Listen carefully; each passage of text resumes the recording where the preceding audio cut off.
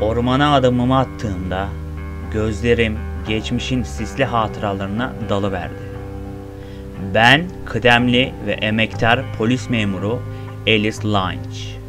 Bir zamanlar huzurlu bir kasabada düzeni sağlamış, suçlarla mücadele etmiş biriydim.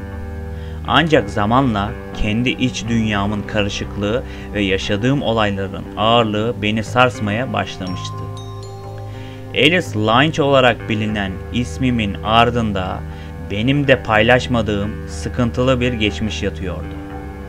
Birçok kişi gibi hayatımın çeşitli dönemlerinde kararlar aldım. Bazıları doğru, bazıları ise hayatımı sonsuza kadar değiştirecek kadar yanlıştı. Bir muharebe görevinde verdiğim yanlış bir karar sadece hayatımı değil, birçok masumun da hayatını etkilemişti. Bu arama görevi, kayıp 9 yaşındaki Peter Shannon'ı bulma çabam, geçmişimle yüzleşme fırsatıydı. Ormanın derinliklerine doğru adımladıkça içsel bir savaşın ortasına düşmüş gibi hissediyordum. Bu yolculuk sadece kaybolan bir çocuğu bulmakla kalmayacak, aynı zamanda kendi içsel karanlığımla da yüzleşmeme neden olacaktı. Ve sonra Bullet. O sadık polis köpeği. Birçok zor anıda benim yanımda olan, benimle birlikte her adımı atan dostum. Gözleri, geçmişte yaşadığım acıları anlıyormuş gibi bakıyor. Onunla olan bu bağ sadece profesyonel bir iş arkadaşı değil, aynı zamanda ruhsal bir destanın parçasıydı. Bullet benimle birlikte geçmişime daldıkça ormanda yaşadığımız anıları hatırlatıyordu bana. Birlikte geçirdiğimiz geceler, karanlık ormanın derinliklerindeki sükuneti bozan tek şeydi. Onun sadakati benim kendi iç sıkıntılarımla baş etmemde bir ışık kaynağı olmuştu. Bu görev Peter'ı bulma çabamdan daha fazlasıydı. Bu geçmişimle yüzleştiğim, içsel bir temizlik yaptığım bir yolculuktu. Bullet benim yanımda olduğu sürece geçmişte yaşanan hataları telafi etme umudunu taşıyordum. Onun sadık bakışları ve sevgisi bu karanlık ormanda kaybolmuş umutlarımı aydınlatıyordu. Ben Alice Lynch. Bu görevde bulunmak için tercih edilen bir isim olabilirdi. Ancak kendi iç dünyamda bir yara izleri koleksiyonu taşıyordum. Zihinsel sağlığımı zorlayan, tekrarlayan PTSD'nin pençesinden kurtulma çabalarım her adımımda beni takip ediyor. PTSD hastalığımı sizlere şu şekilde anlatabilirim.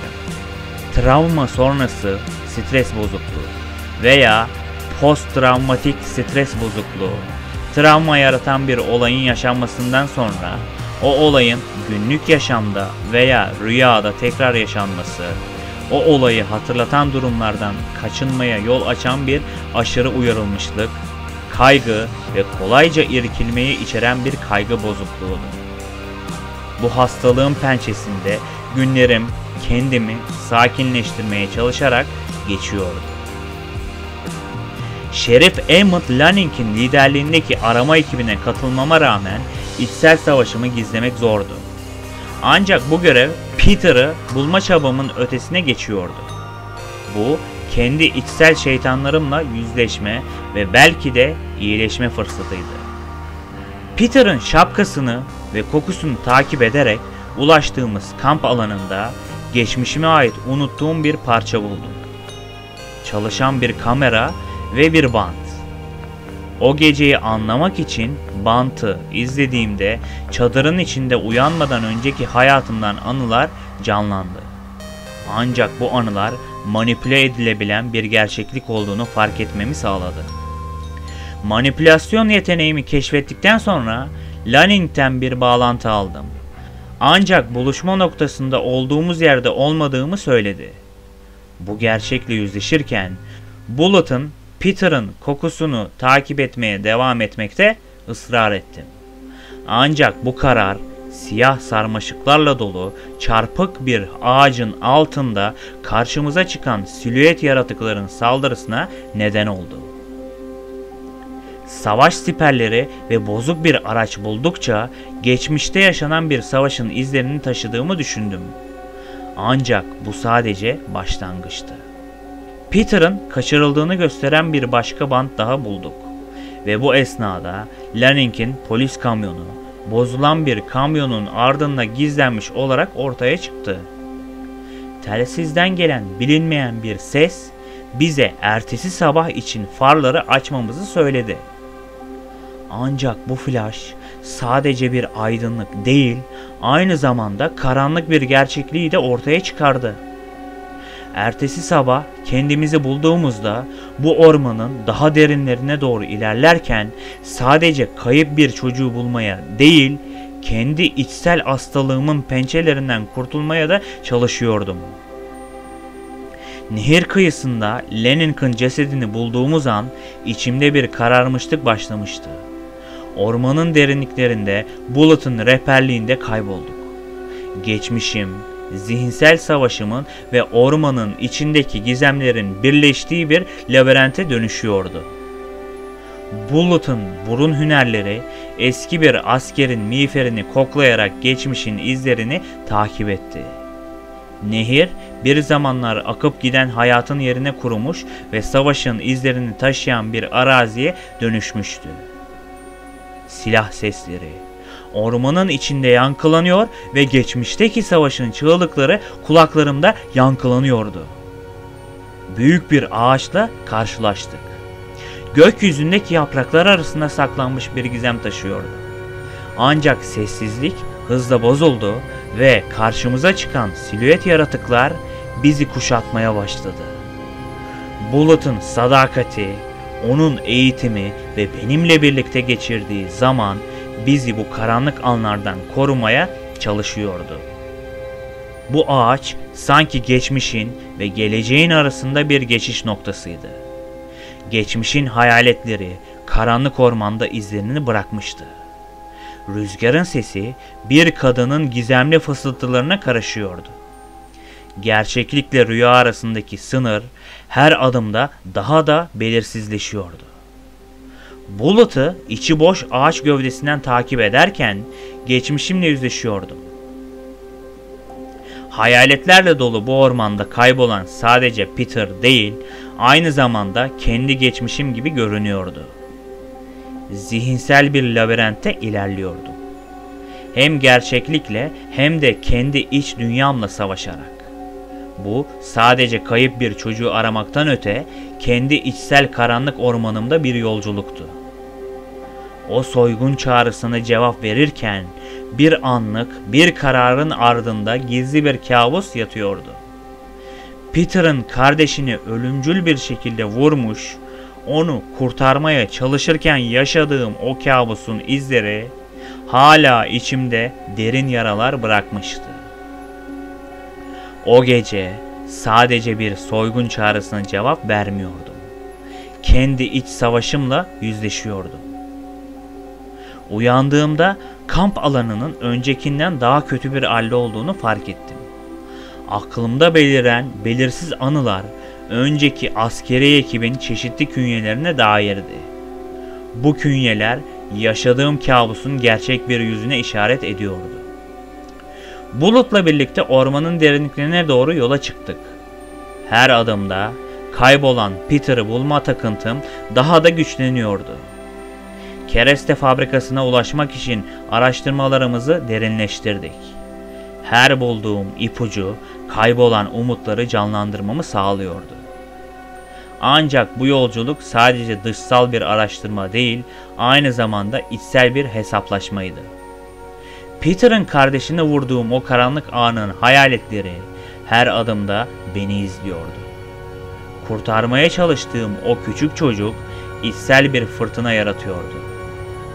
Bulut'la birlikte ormanın gizemli derinliklerinde ilerlerken geçmişin hayaletleriyle yüzleşmenin ağırlığını hissediyordum. Her adım hem gerçekliğe bir adım daha yaklaştırıyor hem de içsel karanlık ormanımda biraz daha derinleştiriyordu. Yolda ilerlerken ormanın yanmakta olan kısımları karşımda belirdi. Alevler geçmişimin bir yarasını yine hatırlatan bir görüntüye dönüşüyordu. Başarısız bir görevin yankıları yanmış kısımlarda açığa çıkıyordu. Molozlar arasında ilerledim. Ölü yapraklar yığınlara karışmıştı. Garip güçler etrafa dağılan anılarımın yankılarıydı. Görev sırasında öldürülen askeri ekibimin ölümünden duyduğum suçluluk duygusu ormanın içinde dolaşan bir hayalet gibi belirdi. Her adımda o anın acısı tüm bedenimi sarhoş ediyordu. Geçmişteki hatalarımın bu yanmış ormanda birer hayalet gibi dolaştığını hissediyordum. Değirmenlerin karakoluna vardığımda etrafımdaki manzara daha da karmaşık hale geldi. Kazanı yeniden başlatmak için kaydediciyi kullanırken görev sırasında geçmişte yaşadığım anlar canlandı gözlerimde. Bu maden arabası sadece kara günlerin simgesi değil, aynı zamanda kendi içsel savaşımın bir parçasıydı. Köprüyü geçerken eski karım Jess'i aramaya karar verdim. O an geçmişin gölgelerinin daha da koyulaştığı bir halüsinasyondu. Onu aradım. Geri dönmesi için ısrar ettim. Ancak reddetti. Geçmişin hayaletleriyle yüzleşmek hem içsel acının derinleşmesine neden oldu hem de bu karanlık ormanda bir adım daha atmamı zorlaştırdı. Değirmende Todd Macon'ın vahşice öldürüldüğü katliamla karşılaştım. Aşağıya indim. Bullet bir adamın karşısında duruyor ve beni dinlemiyor, onunla oynuyordu. Bu oydu. Karanlık bir figür. Carver adında dağınık bir adam. Gözlerimin içine bakarak bana yaklaştı. Gözleri, içinde derin bir çılgınlık ve kaos barındırıyordu. Carver bana Peter'ın ölmesi gerektiğini, bu onun vasiyeti olduğunu söyledi. Ve beni bayılttı. Ve bir kez daha bu karanlık ormanda kayboldum. Kendime geldim. Carver'ın talimatlarına göre hayatta kalmam için bir geyiğin derisini yanında kullanılan beyaz ağacı bulmam gerekiyordu. Kameramı kullanarak cadı işaretini yapmak için bu gizemli ağacı aradım. O ormandan geçerken etrafımdaki o korkunç yaratıklar beni adeta çılgına çevirdi. Ancak her adımda geçmişimle yüzleşmek ve Carver'ın oyununu oynamak zorundaydım. Carver bana Bullet'ı vurmamı söyledi. Ancak bu emre karşı gelmeyi seçtim. Bunu asla yapamazdım. Bullet aniden kaçtı. Bir çukurda yankılanan sesini duydum ve daha sonra yaralı bir şekilde onu bulmuştum. Onu kucağıma aldım ve ilerlemeye başladım. Fakat bir terslik vardı. Sadece olduğum yerde daireler çiziyordum. Yürüdüğüm yere geri dönüyordum. Artık gücüm kalmamıştı. Ve gözyaşları içinde Bullet'ı yere indirdim. Ve yardım bulup tekrar geleceğimi söyleyip oradan uzaklaşmaya başladım. Bu karar içimdeki çaresizliği arttırdı. Ancak başka bir seçeneğim yoktu. Birkaç kez bilincimi kaybedip yeniden kazandım. Her seferinde Bullet'ın ölümüyle alay eden Carver'la karşı karşıya kaldım. Şimdi sular altında kalan kamp alanında bir yağmur fırtınasında uyanmıştım. Ardından o halüsinasyonla yüz yüze kaldım. Geçmişin görüntüleri tam karşımdaydı. Hastalığımın nedeni ortaya çıkıyordu. Bir muharebe görevi sırasında yanlışlıkla bir yerli kızı öldürmüştüm. O an bende kalıcı bir beyin hasarına ve travmasına neden olmuştu. Bu gerçeklikle yüzleşmek içimde bir deprem yarattı. Tehlike ekibini uyarmadaki ihmalim ve bu hataların ölümlere neden olması beni sarsan gerçeklerdi. İlerlediğim süredeki görülen gizli yüz o kızın yüzüydü. Ve bu an beni hem duygusal hem de zihinsel bir çıkmaza sürükleyen bir kırılma noktasıydı. Yağmur sular altında kalan kamp alanını vurmaya devam ederken kendime geldiğimde patikanın yukarısında bir evin olduğunu sezdim. Oraya doğru emin ve öfke dolu adımlarla ilerlemeye devam ettim. İçeri adımımı attım. Kapılar, geçitler ve içeri sızan yağmur suyu geçmişin izlerini takip etmeme neden oldu. Evin içindeki gizemli sesler benimle alay etmeye devam ediyordu. Yaratıkların tıslamalar arasında kaybolmuş gibiydim. Her oda adeta korkunun ta kendisiydi. Ve beni içine çektikçe geçmişimden sekanslarla adeta beni içine hapsediyordu. Cadının odası olduğunu düşündüğüm odadaki bir sembolü elimle sıktığımda bir öfke nöbeti içinde bodruma doğru hızla ilerledim. Önüme geçen her şeyi yok ediyordum. Her adım içimde biriken öfkeyi daha da güçlendiriyordu. Peter'ı ararken gizli bir kapıdan geçtiğimi fark ettim. Ancak içeri girdiğimde Peter'ı bulamadım. Onun yerine Carver'ın iğrenç sesiyle karşılaştım. Hemen kendimi o yöne doğru attım ve hiç zaman kaybetmeden onunla boğuşmaya devam ettim. Ve inanılmaz bir şekilde onu öldürdüm. Bitkin ve yorgun bir şekilde yağmur ve gök gürültüsünün sesi eşliğinde doğruldum. Ve bir su birikintisindeki yansıyan suratıma baktığımda korkunç gerçekle yüz yüze gelmiştim. Carver'ın ta kendisi bana bakıyordu ve Carver baştan beri tam olarak bendim. O kadar çok korkuyordum ki çaresizlik içinde kaldım. Etrafıma şok içinde bakarken hıçkırıklar içinde ağlamaya ve bağırmaya başladım.